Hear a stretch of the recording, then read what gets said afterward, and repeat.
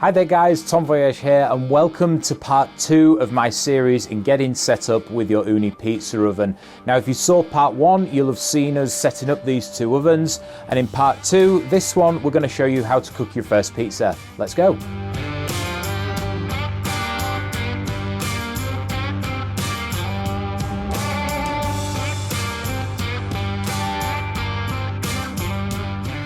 So welcome back to the series on how to get set up using your Ooni pizza oven. If you saw part 1, you'd have seen us setting up these two pizza ovens here. We've got our multi-fuel Karu 2 pizza oven and also our Koda 12 gas-powered pizza oven. Both of these ovens are up to temperature. Now if you missed that video, I'll link it up to the top here so you can find that and watch that one first. Now in this part of the video, I'm going to show you how to cook your first pizza. So we're going to go through a bit of the process, my method of doing things, which will hopefully give you some tips and tricks to learn before you cook your first pizza on your Ooni pizza oven.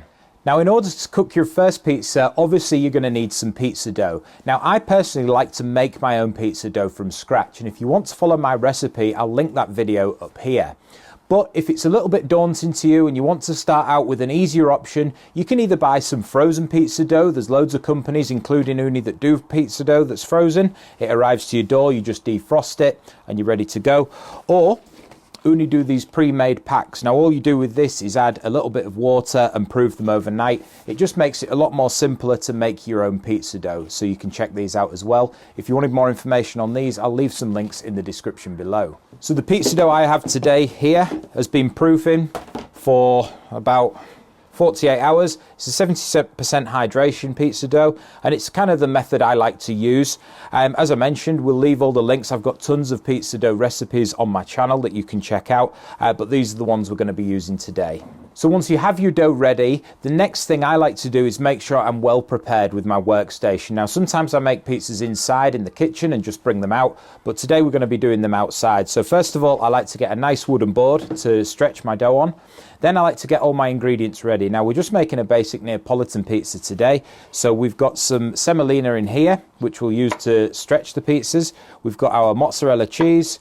We've got our tomato, some basil. Whoops.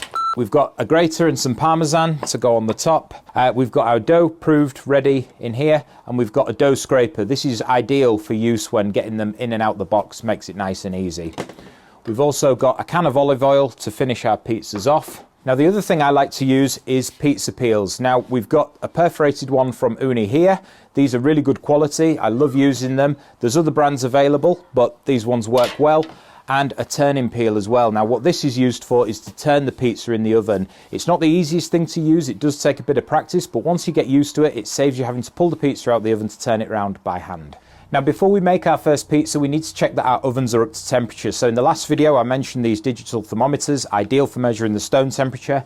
So what we're going to do is check both of these stone temperatures, and we're looking for a temperature of around 450 degrees centigrade. That's about 850 degrees Fahrenheit. That's going to give us a really hot, nice bake on our pizza dough for that authentic Neapolitan style pizza.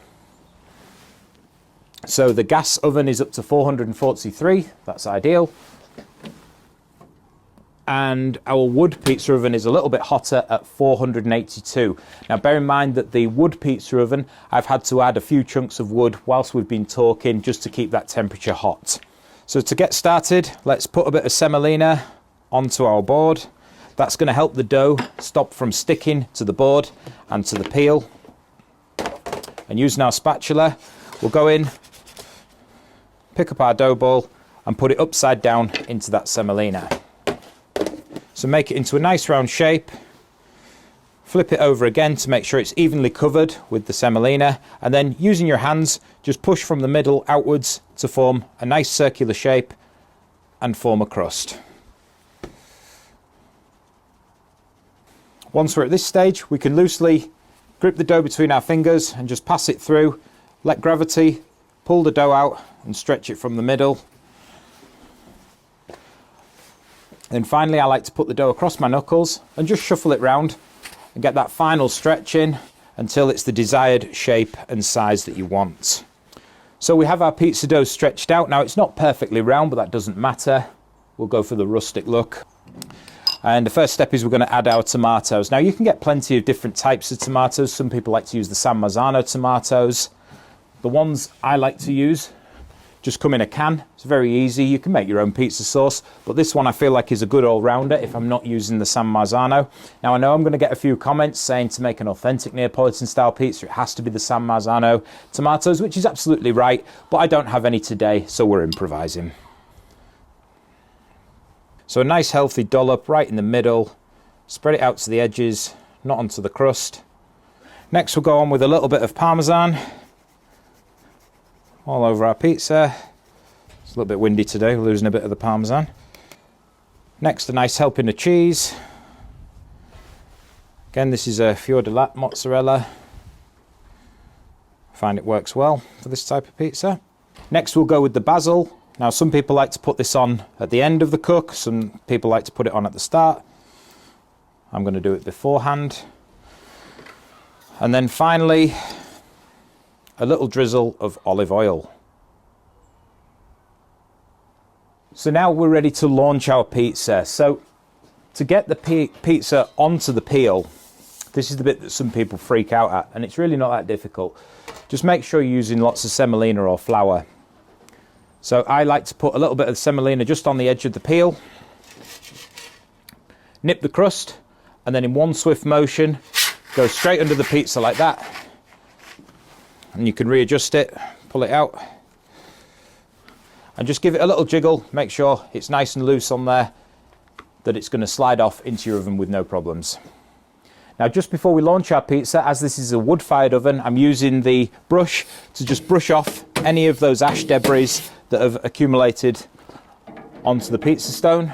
And then just as before, a nice, confident motion straight into the oven with your pizza. And then we'll close the door and let that cook for the first few seconds. So use the window in your oven here to make sure that your pizza's not burning or it's not getting too hot. It's also worth keeping an eye on that fire. You want a nice rolling flame over the top. If the fire's died down a bit, add a little bit more wood and wait a few seconds for that to ignite before launching your pizza. So we've been a few seconds here. I'm going to go in with the turning peel and give this pizza its first turn.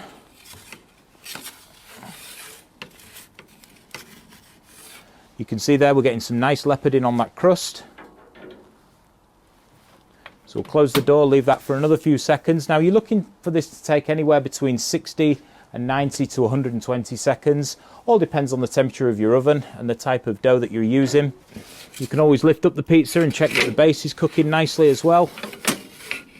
And then once your pizza's done, you go straight in with your big peel again, bring it out, and you can see there in just a matter of seconds, we've got our lovely pizza nicely cooked with a decent bake around the crust.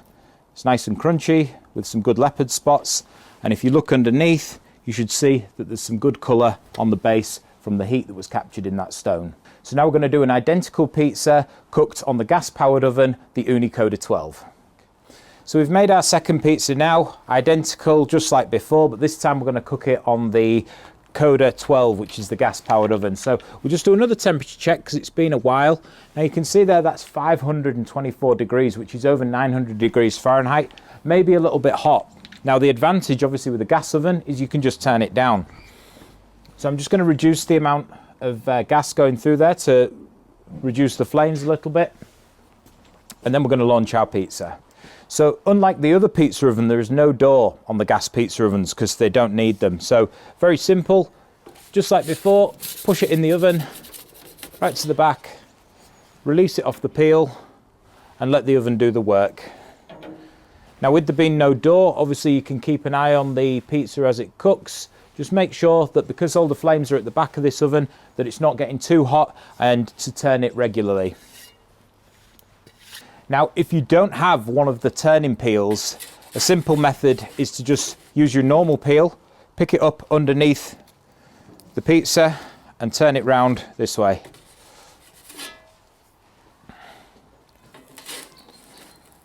Okay, so just like before, a few seconds later, check out that cheese bubbling.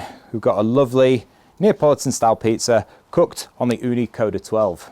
So just like before, our toppings are nice and melted. We've got a good bit of leoparding, all these spots on the crust here, and then the base is nice and baked as well. So there we have our 2 pizzas cooked on the ovens you can see behind me. Now it's worth mentioning that if you were thinking on cooking many pizzas one after the other, the stone temperature will drop after about your 2nd or 3rd pizza. So what you'll need to do is, if you're using the gas oven, turn the gas up to high and leave it for 5 to 10 minutes just to get that temperature back in the stone. Or if you're using the wood-fired oven, put a couple more chunks of wood on, leave it again for 5 to 10 minutes just to put some more heat into that stone. If you don't do this, what will happen is the top of the pizza will cook faster than the base, and you'll find that your toppings will be done while the base of the pizza is still looking raw. So hopefully you've learned something from this video. If you have enjoyed it, please remember to like and subscribe. If you wanted to purchase either of the pizza ovens you can see behind me, I'll leave some links in the description. Now this doesn't cost you any more money, but it helps me out with a bit of commission so we can carry on making these kinds of videos for the future. As I mentioned before, my dough recipe, I'll leave a link above so you can find that if you wanted to replicate these pizzas. And if you've got any questions or comments, you can leave them in the comments section below. Thanks very much for watching, and please join us next time for more pizza making videos. See you later.